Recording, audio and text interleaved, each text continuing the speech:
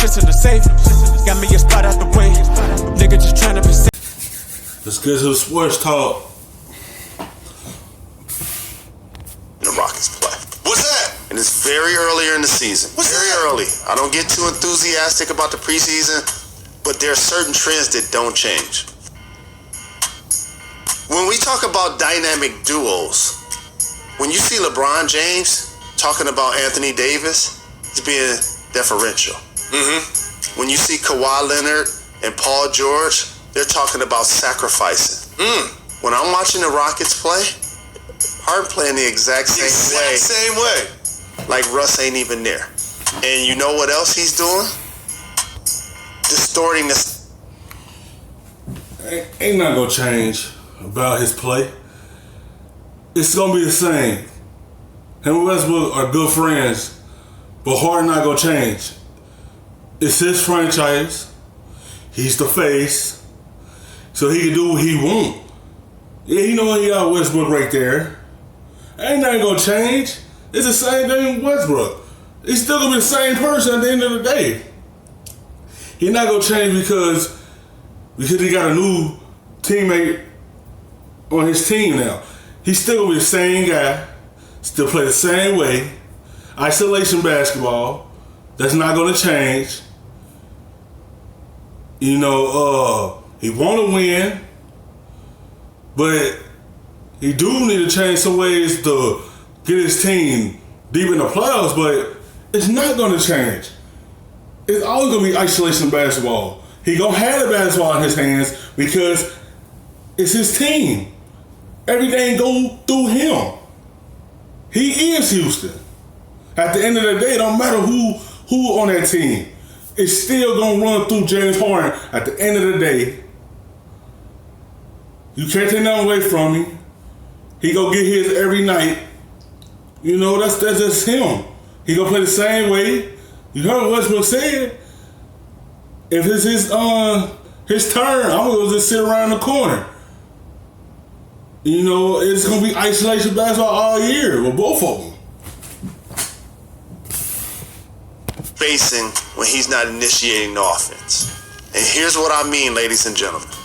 Russell's running a pick and roll on the right wing instead of James Harden being at the top of the floor. One of the best three-point shooters in the game. Or sliding to the left so that now if I get off the pick and roll, I can turn the corner and go down the middle or draw help and kick it to him. He's walking, drifting back towards half court. This is not new with James Harden. I've been talking about this for years. Okay, I pointed this out for years.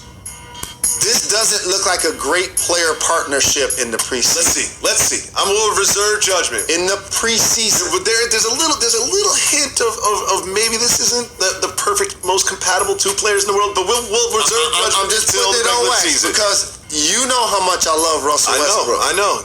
When you gave him a hug, did you go straight in for the hug, or did you like a pound and then a hug? Straight in for a hug. Straight in for the hug. He deserved it. Jalen, every once in a while there's some sound, there's a news story where I'm like, I need to hear Jalen Rose react to this. And the latest was this from John Calipari.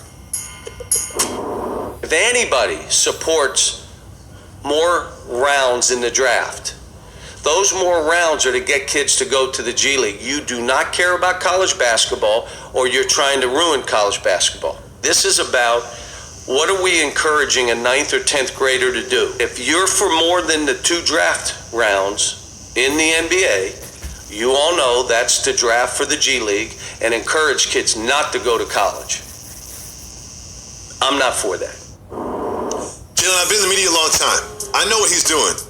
He's getting ahead of it. He sees which way the wind is blowing. He's like, oh, okay, the one in Dunwell's going to go away? That means the top flight high school kids go straight to the league? And, oh, wait a second, you're going to have a 3rd round in the draft trying to get some more kids to go to the G League? What is left for top flight programs like the University of Kentucky?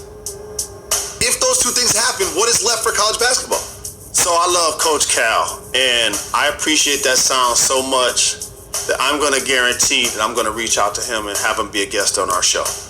Because of this reason. He's exactly right. Yes. When the top players are allowed to enter the NBA draft, by the way, they're only without going to college.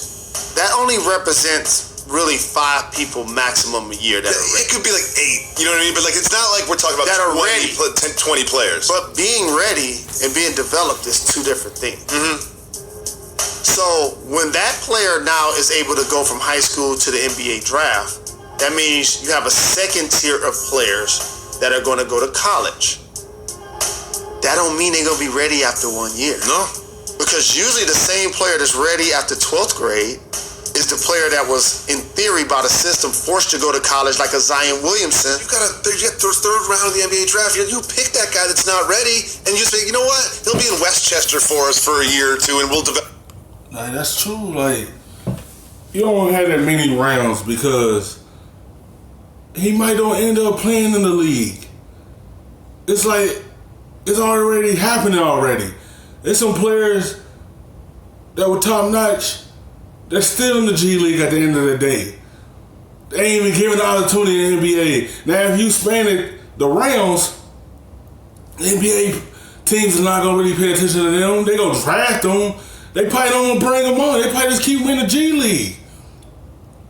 And that's why players are skipping college and going straight to the pros. They don't want to just end up just playing in the G League. Ain't nothing wrong with playing in the G League at all.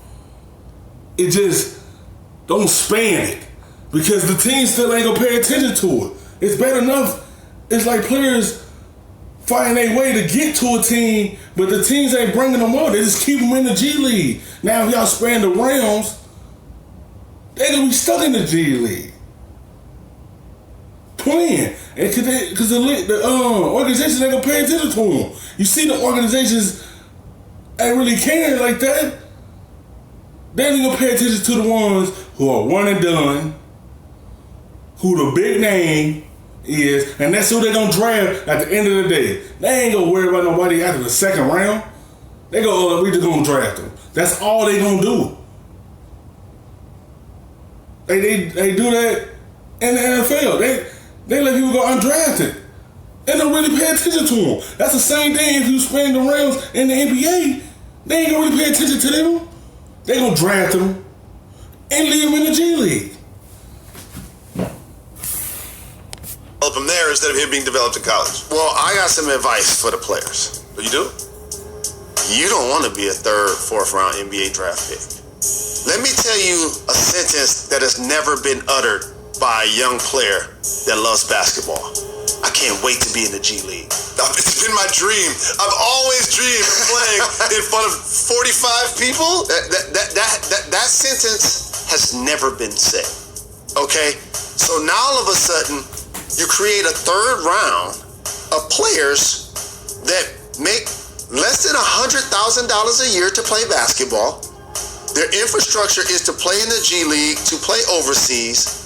And you know what happens to those guys? They don't make it to the NBA. It's hard to get back. Jalen, we had Jalen Ramsey in the news. Big day for Jalen. I just said that.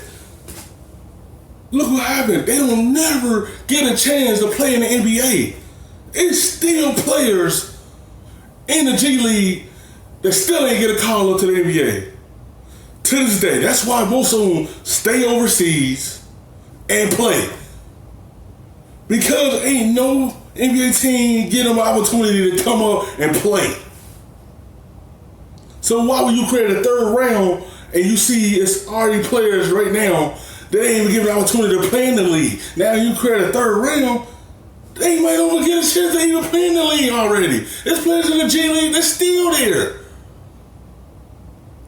And it's gonna be there for the rest of their career. And most of them just stay overseas and play.